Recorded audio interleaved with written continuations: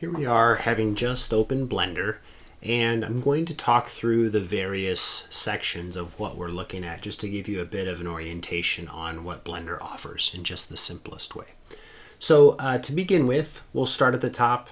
We have a file menu. It's going to do simple things like loading files, saving files, and so forth. You can quit Blender from this menu, etc. Stuff that you probably expect. We have an edit menu, and it's going to do some things related to your history. You have your undo and redo, but a lot of the things we get out of the edit menu, we're going to be able to do with hotkeys, with the exception of getting into preferences. We might get into this a little bit later.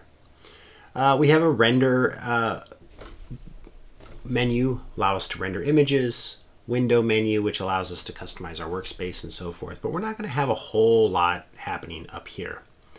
To the right, nothing exciting for today, but eventually we'll make good use of these tabs, which are the different workspaces offered by Blender. And these, as you click through them, you're not going to break anything. Go ahead and click through them as you like, but it's going to get you into different arrangements of screen space for tasks like, say, sculpting or UV editing, texture painting, things that should feel very overwhelming today, but in just a few weeks' time should be very familiar to you. So other workspaces that are available, we'll go back to the general layout for now. Over to the right, we have our, what I will frequently call the hierarchy menu. Please forgive me. I'm used to working in other software that refers to this as a hierarchy menu. It's called an outliner in Blender. It's called the object manager in Cinema 4D. You'll hear it referred to as many different things, but they all generally operate the same. It shows you a collection of all of the objects that are found in your scene, including but not limited to cameras, cubes, lights, and so forth. Down below that is a kind of an, we'll call it kind of just a general info properties panel.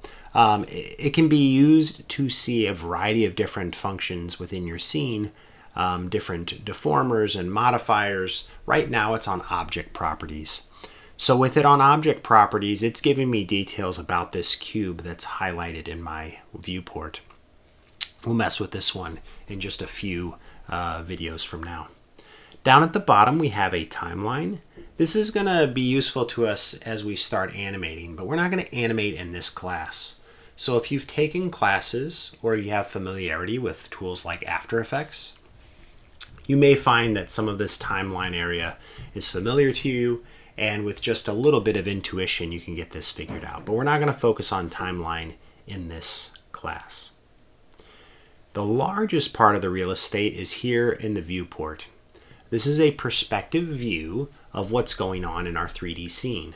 We see a few objects, even though they might not make a ton of sense yet. The easiest of which to understand is this cube in the center. We get it. A couple of faces, some points, vertices makes up a cube. To the left is this little awkward thing here. Might even look like a glitch for a second, but this is our camera. It's showing like a perspective view of a camera right at this point, and then imagine like this kind of pyramid-like shape extending from the camera as a viewport. So this little rectangle here is what's being viewed through the camera.